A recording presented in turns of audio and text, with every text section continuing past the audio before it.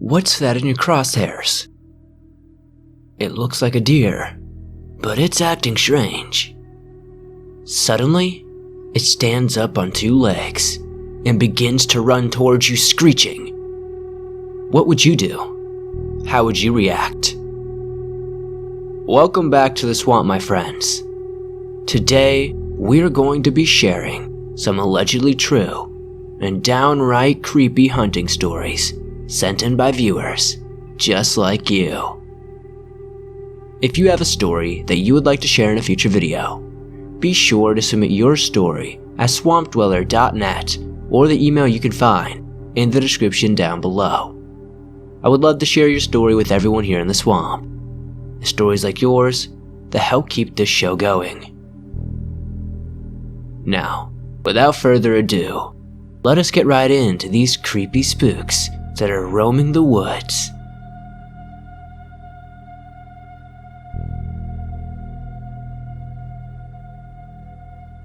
I grew up in some mountains of Kentucky. My birthday falls on the first day of open season. Being raised by a male, I would always go hunting for my birthday, even though it's a guy's sport, as many say. For my 13th birthday, my father gave me a pink 30-06. I was so excited and wanted to take it out. My father and I, the next morning at about 4:30 in the morning, all decked out in our hunting gear, decided to grab our stuff alongside our walking sticks and hike up the mountain to our stands. Being 13, my father allowed me to be in my own stand at the time, as he was not much farther than probably 30 yards away. Our hunting stands were in a tree, more like a treehouse than a hunting stand. I got in my stand and set up my area. When my father got to his stand, he texted me to let me know that all was clear. After probably no more than an hour of not seeing much of anything, I saw something. It was the biggest buck I think I have ever seen. I took my aim and shot. If you have never been hunting, many times when you shoot, the animal will run off, so you have to follow the blood and footprints until you come across the body. For the record, I'm a pretty damn good shot, as I was taught how to shoot by a US Marine. I shot this buck, but rather than going down or running off, it screamed, sounding like a high-pitched, unearthly scream. Then the buck, or whatever this thing was, began to run off. I quickly brushed off the scream as a mountain lion, as they make the same noise. I scrambled down from the stand and run to the spot where this thing was standing.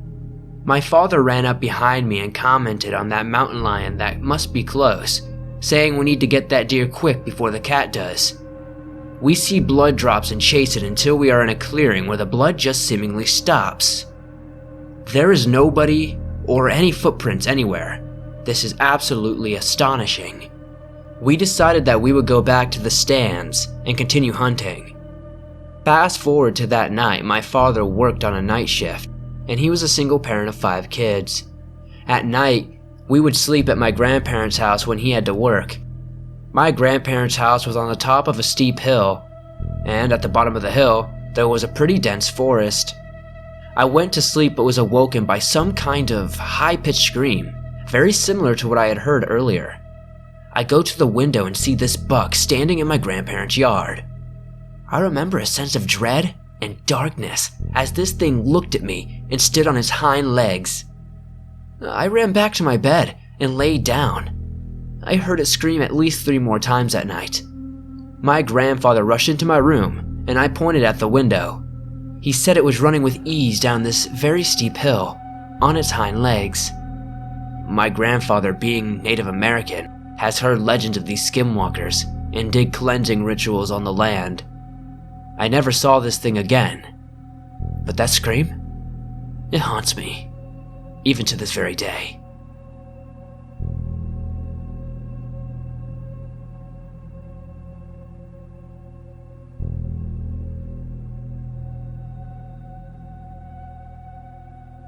My grandfather was an absolute badass guy.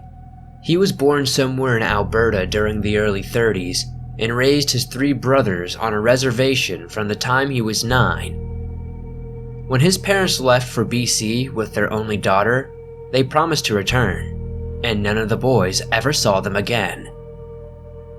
To make ends meet, he learned carpentry and worked as a laborer and bare-knuckle boxed against older men for extra cash. He learned how to track and hunt, and always came home with something to eat when work was scarce. When he was 14, he put the second oldest brother in charge of the household, left the reservation in search of his parents and a better life, and never went back. That was the last time he saw any of his family members. He spent several months riding the rails, befriending some transients, while using his fighting skills to defend himself against others. He eventually made his way to Vancouver, the last known whereabouts of his parents and sister, and started working in a pulp mill. At 17 years old, he eventually met my grandmother, and the two eventually married, leading to him giving up his search for his family. They bought some land, and he spent his free time building several houses, which will stand to this day. One of those sat on the land he bought with my grandmother, which included acres of wooded area. On this land, my grandparents kept dogs, horses, and small farm animals for eggs and meat. My aunt was born in the early 50s, and then my mother came along right before the end of the decade. As far as I have heard, nothing bad or really strange happened until my mom found an old Ouija board and played it by herself, but I don't know if that has anything to do with this story. My mother was around 8 when she was riding her horse through the wooded part of their acreage when the horse stopped dead in its tracks. My mom tried to spur it on, but it was frozen in fear, and all of a sudden, she smelled something like rotting garbage or meat.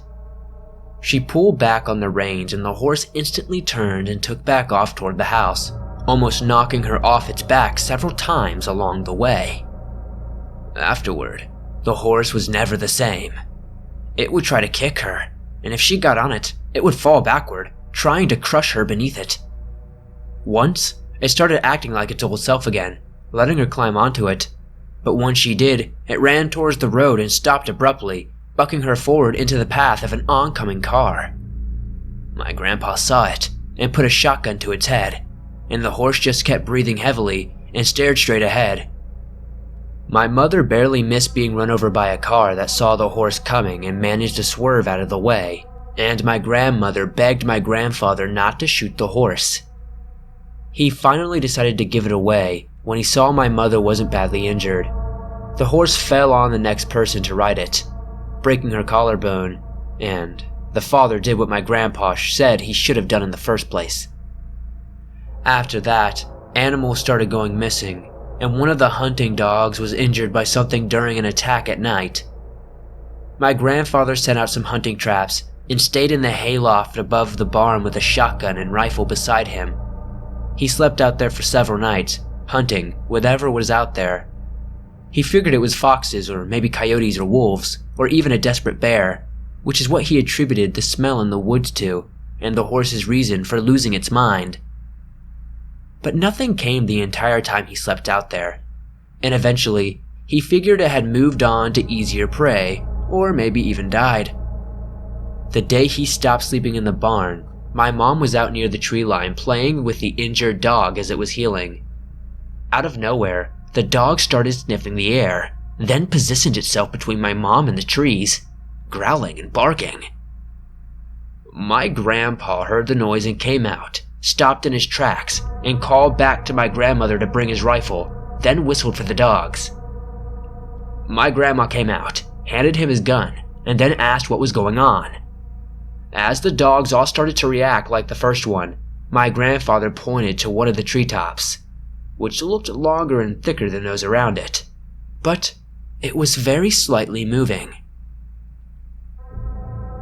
It was at least 6 feet tall, he told me later when he would retell the story, but probably a good bit taller. He took aim and fired just as he saw a pair of wings start to open up. Whatever was up there was watching them, but he beat it to the punch. It was a kill shot, directly in the chest, with a high-powered rifle. He instantly started running towards it, with all the dogs following him as the thing plummeted to the ground, the breaking of tree branches wholly unmistakable.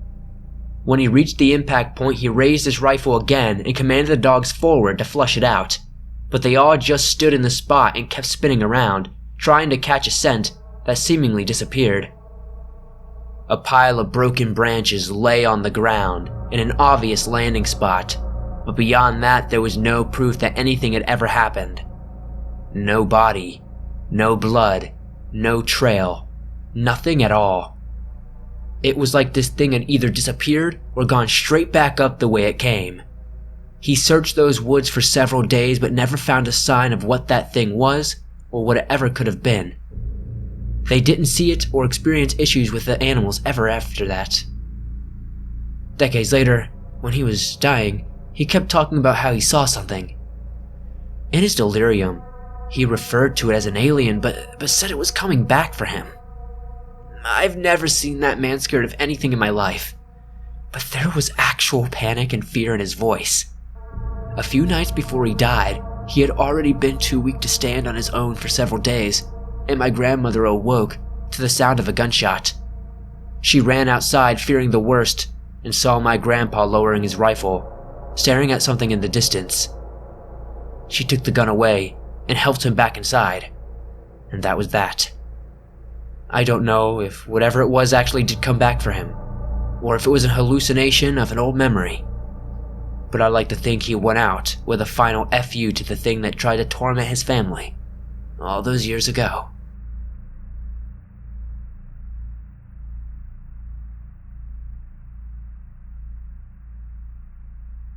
Allow me to begin with a little bit of background without doxing myself too much.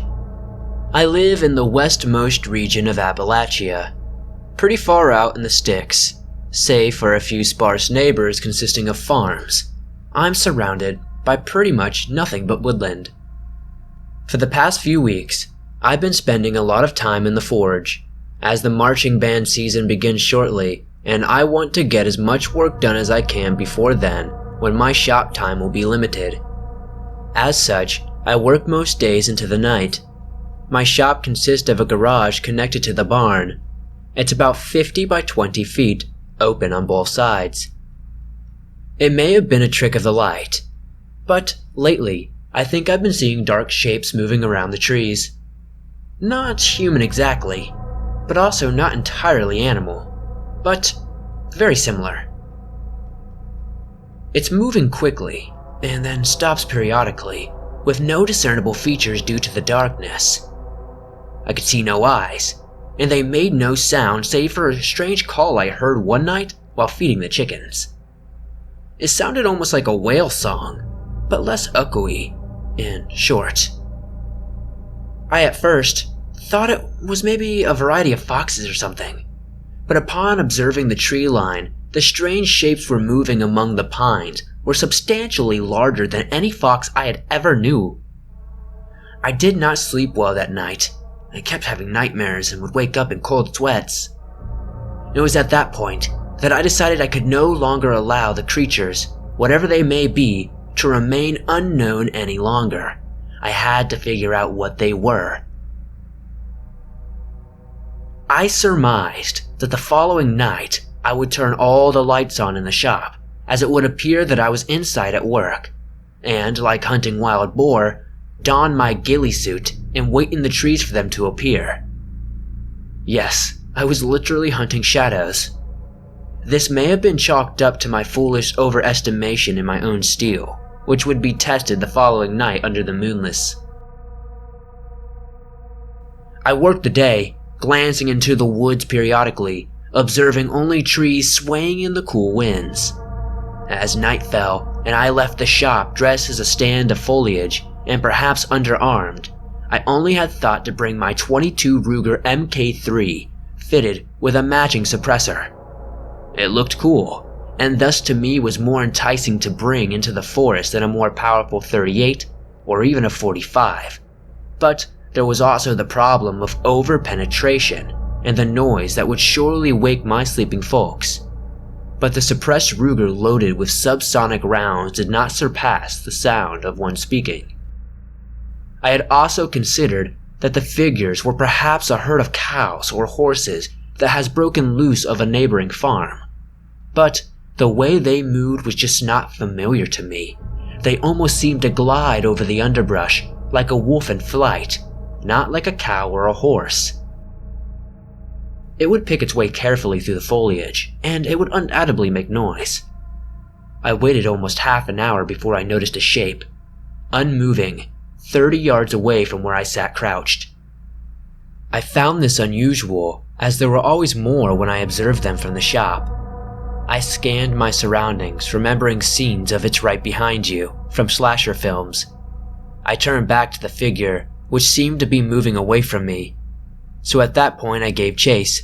Navigating the area was not too difficult as I knew it well, but the ghillie suit constantly caught on the brush as I ran, and to compound that, it was beginning to rain lightly, dampening my clothing and sending shivers down my spine.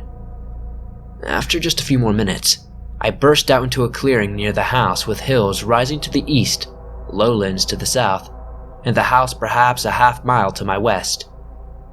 My watch has a compass on it. I stared into the tree line surrounding me, but to no avail. Whatever it was nowhere to be seen. I decided to rest there, leaning on a tree, staring into the clearing, still on the hunt for whatever this thing was. The stars were bright. I got up after a while, slightly disappointed in my failure to hunt and catch whatever this thing is, and turned to walk home and retire. But, out of the corner of my eye, I saw a frame between the trees of the lowland, leading to the creek.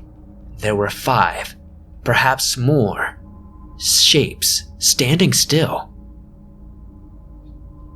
I can't explain how, but it felt as if they were staring at me. I did not raise my weapon. Walking closer, I could make out definitive shapes.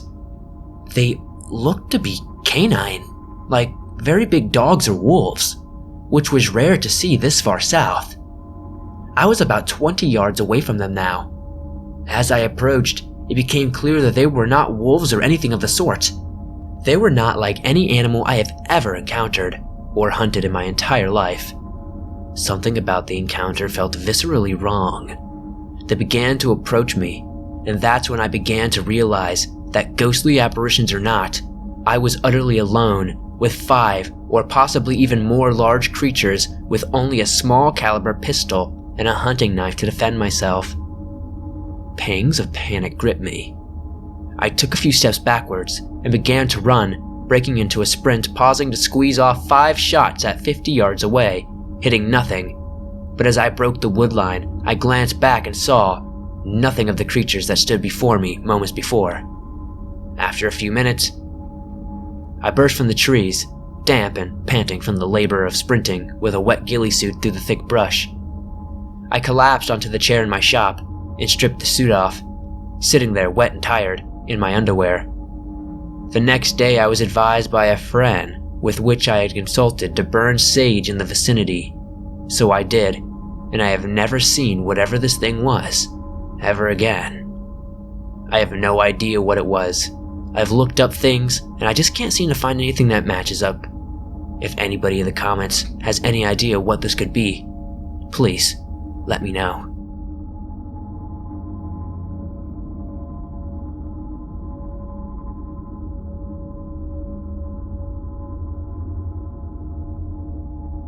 This story isn't really paranormal, but it's the only thing in my life that still haunts me. I was about 20 years old at the time that this happened. I was out hunting with my dad and our dogs. We were just strolling along this path when one of the dogs starts barking its head off. It was freaking out about something up ahead, and we assumed it had found us a moose. The dog's barking came closer, and with it, heavy steps. We realized the dog was being chased by something. At first we weren't worried though. Just the sight of humans is usually enough to scare off whatever. But we were still ready to protect ourselves if need be. It wasn't an elk or anything we'd seen around here for a long time. It was a big, fat Mama Brown Bear charging for the dog. I assume Mama because no bear in its right mind except for a mom with cubs will go after humans usually. As it was my dog, it came straight for me. We started shouting and making ourselves big, but it didn't stop this thing from ramming into me. It started mauling me. If you're wondering, backing away slowly isn't going to stop a charging bear from attacking. Too late for that now, though. So we did what instinct said. I only remember the heavy pressure on my chest and the dog barking until my dad got in a good shot, which sent the bear running back from where it came. I got scratched up all over my chest and had a few broken ribs, but if my dad wouldn't have been there, I would have been dead for sure. I still feel a little worried when I go out hunting, but I love the lifestyle so much that I don't think I could ever honestly quit. Besides, my pup's learned his lesson since then, and I don't think he'll be messing with any bears ever again.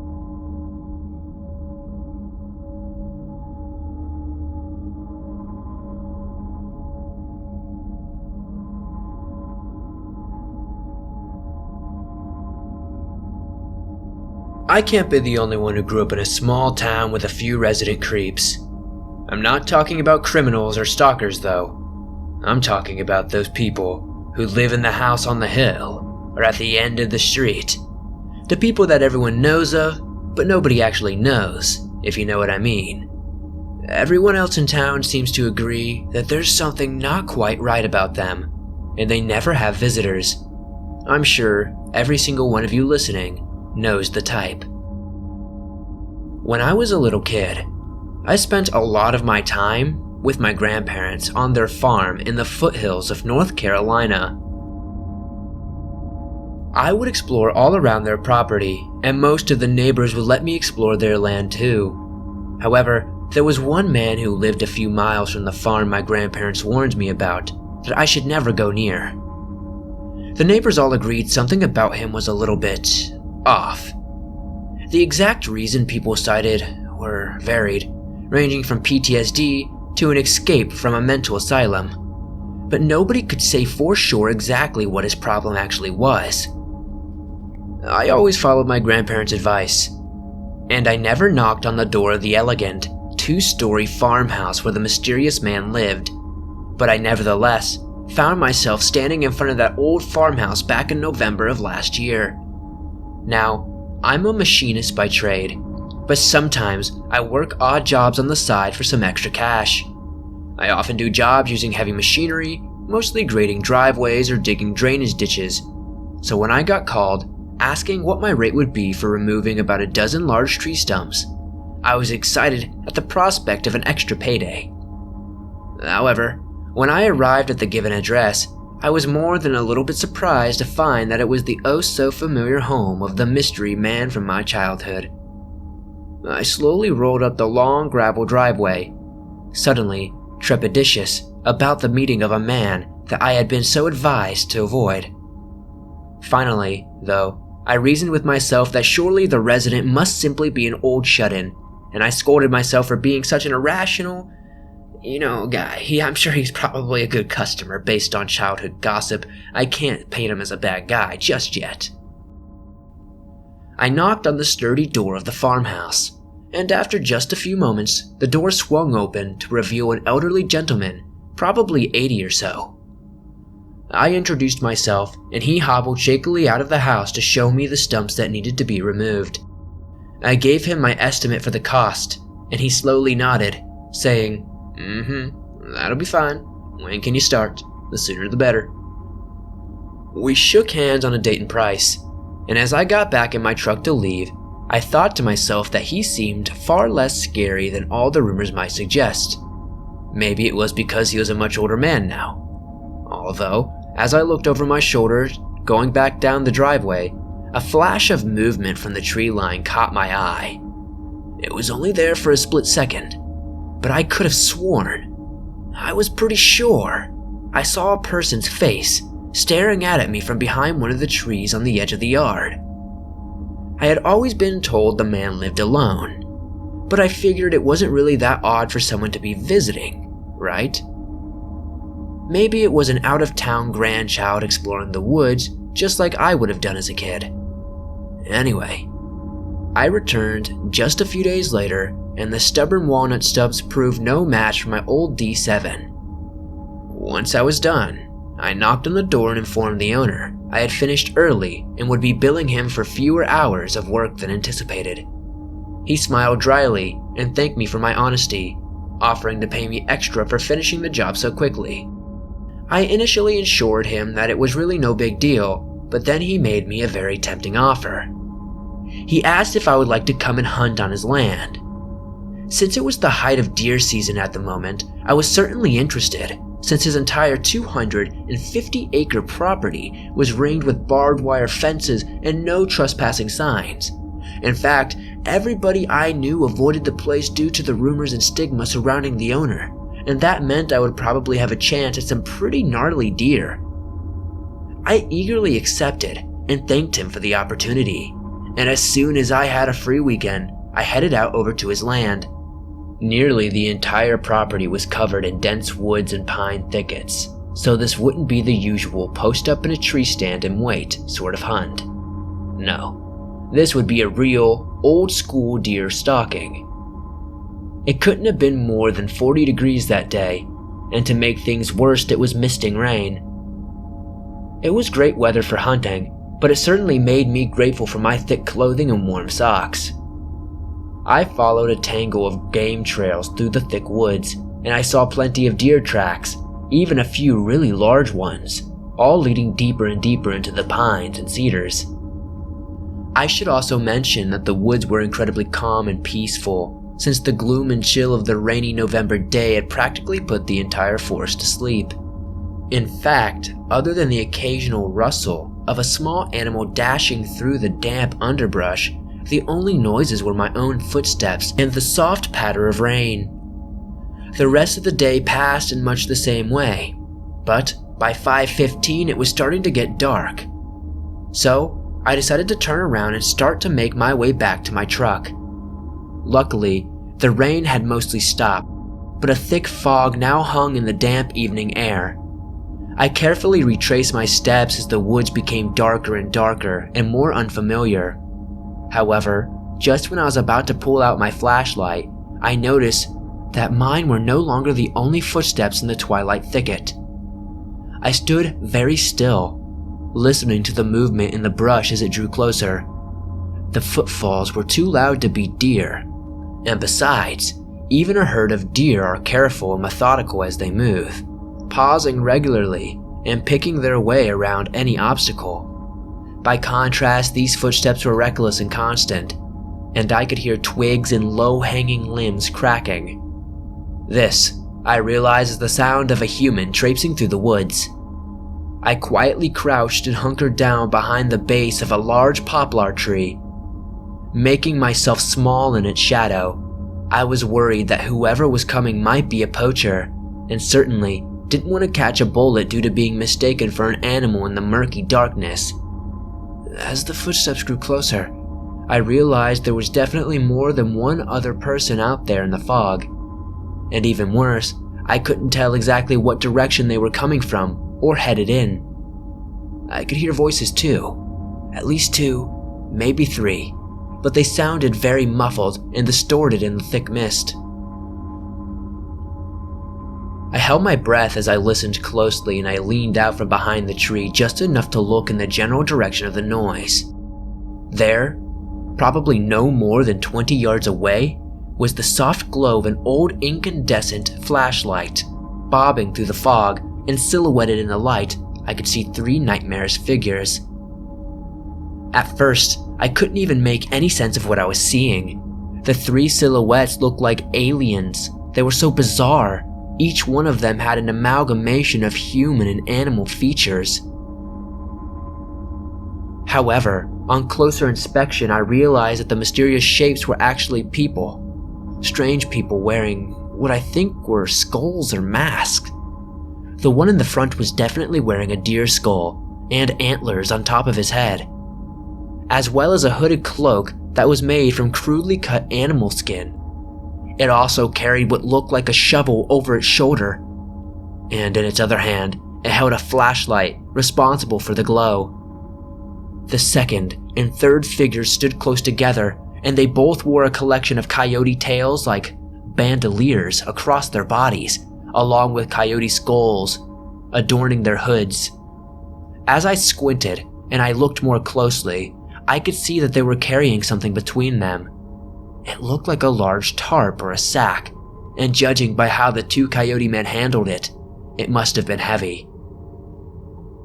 As I watched the surreal column move wordlessly through the undergrowth, there was suddenly a loud rustling in the brush behind me.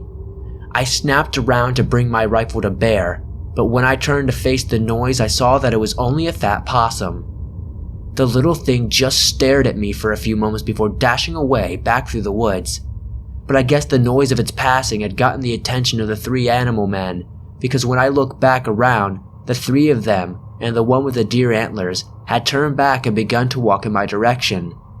I held my breath and made myself as small as possible behind the poplar tree, and I silently flipped my rifle safety off. The deer man drew closer and closer, and the ground on either side of my hiding place was bathed in the yellow glow of the flashlight. My blood thrummed in my ears as my heart beat faster and faster. I didn't know for sure that these people would be hostile, but I wasn't about to pop out and introduce myself all the same. The footsteps of the deer man were very close now, and if I listened carefully, I could make out the sounds of breathing on the other side of the tree. However, just when I was for sure thinking he was about to come around the tree, I heard one of the coyote men call out in the distance. I couldn't tell quite what he said, but I could make out the word heavy, so I assumed he was complaining about whatever he was carrying. The light suddenly disappeared as it was pointed back in the other direction, and the footsteps began to recede into the distance. I must have waited a good 5 or 10 minutes before getting up from my hiding place. I was completely unsure of whether or not the bizarre trio had actually left or not, but when I poked my head back around the tree, they were definitely gone and out of sight.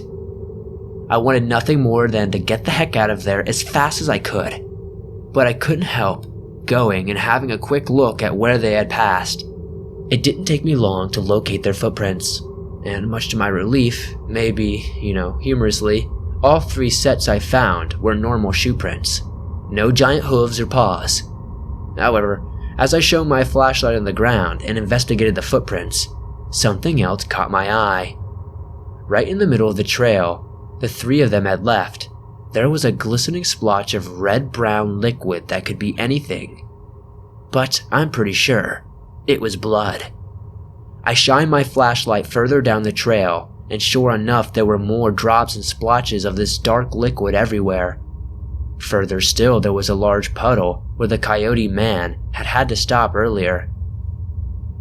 Feeling nauseous, I realized the implications of what I may have seen, and I quickly doused my flashlight to avoid broadcasting my presence.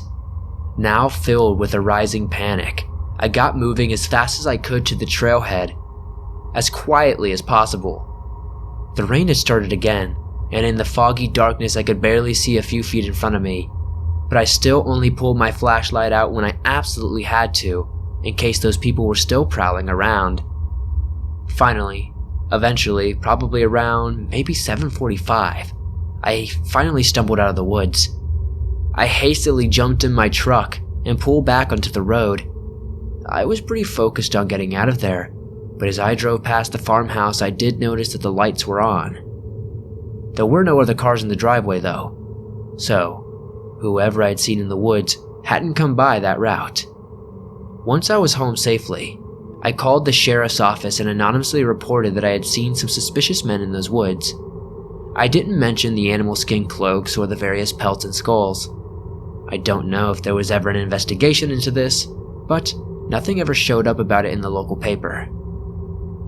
As far as I know, no bodies were ever found and no arrests were ever made, but I can tell you for certain that there are places in those woods where something can hide and never be found.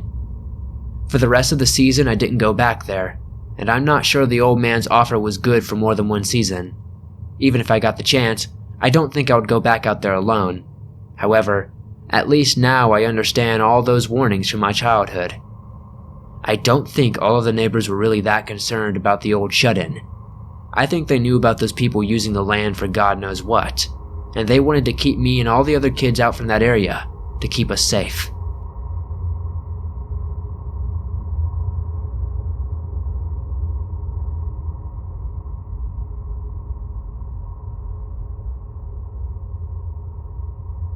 Thanks for listening to these allegedly true, creepy hunting stories, sent in by viewers just like you. If you enjoyed these stories, please be sure to hit that like button, as it really does help me out a ton. I'd love to know down in the comments as well, what story tonight was your favorite? That last one was probably my favorite one this time. Just such a creepy, interesting story. I myself have felt like I've been hunted in the woods, but I've never actually seen a creature. How about you guys? Have any of you ever felt like you were stalked or being watched in the woods? I'd love to know. If you have a story that you would like to share in a future video, be sure to submit it at swampdweller.net or the email you can find in the description down below. I would love to share your story with everyone here in the swamp. It's stories like yours that help this channel keep going. If you're not aware, you can download and bring your favorite Swamp Dweller scary stories wherever you go by downloading them on iTunes, Spotify, Stitcher Radio, and pretty much everywhere else you find podcasts online. Thank you guys, as always, for supporting the swamp the way you do. I couldn't do this on a daily basis without you guys, and I really appreciate that. I'll see you guys very, very soon with another creepy video.